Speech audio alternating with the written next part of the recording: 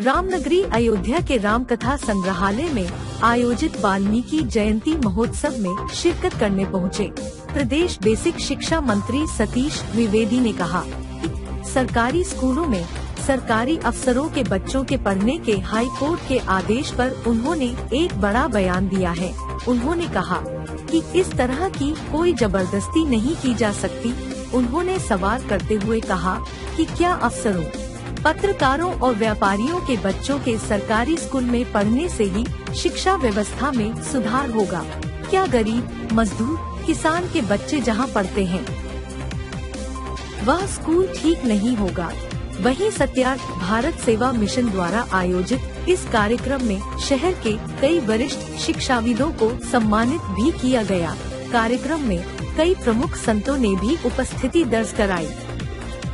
आपको बता दें कि 6 साल पहले शिव कुमार पाठक व अन्य की याचिकाओं को आंशिक रूप से स्वीकार करते हुए न्यायमूर्ति सुधीर अग्रवाल ने 6 माह के भीतर मुख्य सचिव को यह सुनिश्चित करने को कहा था कि सरकारी, अर्ध सरकारी सेवकों, स्थानीय निकायों के जनप्रतिनिधियों, न्यायपालिका एवं सरकारी खजाने से वेतन व मानदेय अथवा धन प्राप्त करने वाले लोगों के बच्चे अनिवार्य रूप से बेसिक शिक्षा परिषद के स्कूलों में पढ़े। हाई कोर्ट ने यहां तक कहा था, ऐसा न करने वालों के खिलाफ दंडात्मक कार्रवाई की जाए। यदि ऐसे लोग कॉन्वेंट स्कूल में अपने बच्चों को पढ़ाने के लिए भेजे तो उसी स्कूल में दी जाने वाली फीस के बराबर धनराशि उससे प्रतिमाह सरकारी खजाने में जमा कराएं और वेतन वृद्धि व प्रोन्नति कुछ समय के लिए रुकने की व्यवस्था हो। हाई कोर्ट के इस आदेश के बाद से राजनीतिक गलियारों से लेकर हर जगह बहस छिड़ी हुई है। दरअसल इससे पहले सरयू सेवा समिति एवं अंतर्राष्ट्रीय राम कथा संग्रहालय के संयुक्त तत्वाधान में आयोजित वाल्मीकि जयंती महोत्सव में पहुंचे बेसिक शिक्षा मंत्री सतीश द्विवेदी ने महर्षि वाल्मीकि के चित्र पर पुष्प अर्पित किया। दौरान अयोध्या के साधु संत भी मौजूद रहे। देखिए, जो निजी विद्यालय हैं, एक तो आप सबको ध्यान में होगा, कोविड लॉकडाउन के समय में जब स्कूल बंद थे, सरकार ने कहा था कि कोई भी फीस वृद्धि नहीं करेगा। जब स्कूल बंद थे तो कोई वाहन शुल्क और इस तरह के अतिरिक्त शुल्क नहीं लिए जाएंगे। किस्तों में शुल्क जमा करने की सुविधा दी जाएगी अगर किसी अभिभावक को कोई असमर्थता है तो। और माननीय उप मुख्यमंत्री डॉक्टर दिनेश शर्मा जी की अध्यक्षता में उत्तर प्रदेश वो पहला राज्य है जिसने शुल्क निर्धारण समिति बनाई। सरकार द्वारा निर्धारित शुल्क ही संस्थानों को लेना पड़ता है और कहीं से अगर किसी तरह की कोई शिकायत आती है तो संबंधित जिले के जिला विद्यालय निरीक्षक उस पर कार्रवाई भी करते हैं। एक ये भी आया था कि बीच में जो सरकारी विद्यालय रहेंगे उसमें जो अफसर के बच्चे हैं और जो लोग हैं वो भी सब पढ़ने जाएंगे, उसको थोड़ा सा आमूल चूल में परिवर्तन किया जाएगा जिससे कि लोग वहाँ पे जाएं तो सिर्फ खाली वो पुष्टाहार और खाने के लिए न जाए। देखिए, सुधार इस तरह से दबाव बनाकर कभी होता नहीं है। सवाल यह है कि कैसे करेंगे इसको। मान लीजिए कि कोई एक तरफ ये आता है कि बच्चे को उसके नजदीकी जगह पर स्कूल होने चाहिए, 1 किलोमीटर के दायरे में इसको पढ़ना चाहिए।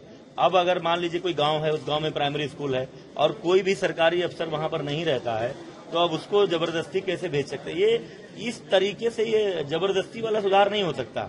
सर, स्कूल हो, अस्पताल हो, चाहे ऐसे जो भी संस्थान हो, चाहे वहां अफसर के बच्चे पढ़ें या ना पढ़ें, भाई क्या जहां किसान, मजदूर, गरीब के बच्चे पढ़ेंगे वो स्कूल ठीक नहीं होना चाहिए? वो स्कूल तभी ठीक होगा जब अफसर के, पत्रकार के और व्यापारी के बच्चे पढ़ेंगे। तो योगी सरकार की संकल्पना दूसरी है।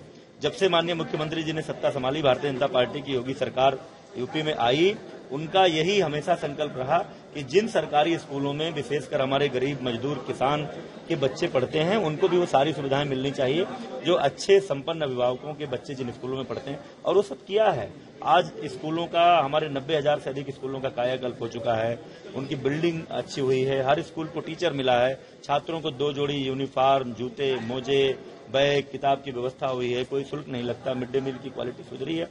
तो हमारी तो कोशिश यह है कि सबके, समाज के सबसे निचले तबके का बच्चा भी, मनरेगा के मजदूर का बच्चा भी जहां पढ़ता है वहां गुणवत्तापूर्ण शिक्षा मिले। हमने अपने विभाग को ये निर्देश दिया है कि जो नगर पालिका की जो सीमा है, नगर पंचायत की जो सीमा है, उस सीमा के स्कूलों को नगरीय स्कूलों की श्रेणी में किया जाए, उसके लिए हम शासनादेश में संशोधन कर रहे हैं। ये बताइए कि बेसिक शिक्षा खासकर कोरोना काल में बड़ी क्राइसिस के दौर से गुजरी है, तो उसके लिए कुछ नए गाइडलाइंस या कुछ इस तरह की नई चीजें आ रही हैं? नहीं, ये पूरा कोविड-19 केवल बेसिक शिक्षा के लिए तो रहा नहीं, पूरे दुनिया ने, पूरे देश ने, प्रदेश ने उसका सामना किया है। अब तो उत्तर प्रदेश में स्थिति बिल्कुल सामान्य है, स्कूल खुल गए हैं, पठन पाठन शुरू हो गया है। बच्चों के पठन पाठन में जो क्षति हुई है कोरोना काल के लॉकडाउन के कारण, उसको थोड़ा सा समय अधिक दे करके हमारे शिक्षक उसकी क्षतिपूर्ति कर रहे हैं। पूरी तरह से स्थिति सामान्य है। कई समस्याएं लोगों को आ रही है कि 2 पालियों में पढ़ा रहे हैं और कई चीजों कहते हुए बड़े लोग नाराज भी हैं, आंदोलन भी है, फीस को लेकर भी। नहीं, हमारे यहाँ कोई हार्ड एंड फास्ट ऐसा कहा नहीं गया है। कहीं कहीं हमारे स्कूलों में योगी सरकार ने जो ऑपरेशन कायाकल्प शुरू किया, जो पिछले 4-4.5 साल में 1.25 लाख से अधिक शिक्षकों की भर्ती की, बेसिक शिक्षा में जो सुधार किया, छात्रों की सुविधाएं बढ़ाई, उसके कारण हमारे कई विद्यालयों में छात्र संख्या बहुत अधिक है। तो कोविड के गाइडलाइन का पालन, प्रोटोकॉल का पालन नहीं हो सकता सबको एक साथ बुलाने में। तो ऐसी जहां बहुत अधिक संख्या में छात्र हैं, वहीं 2 पाली में है तो वो अलग अलग पालियों के लिए शिक्षक हैं। जो शिक्षक पहली पाली में आते हैं वो दूसरे में नहीं आते हैं। ऐसा नहीं कि किसी एक ही शिक्षक को सुबह से शाम तक पढ़ाना पड़े, और ऐसा कम स्कूलों में है जहां पर छात्र संख्या बहुत ज्यादा है।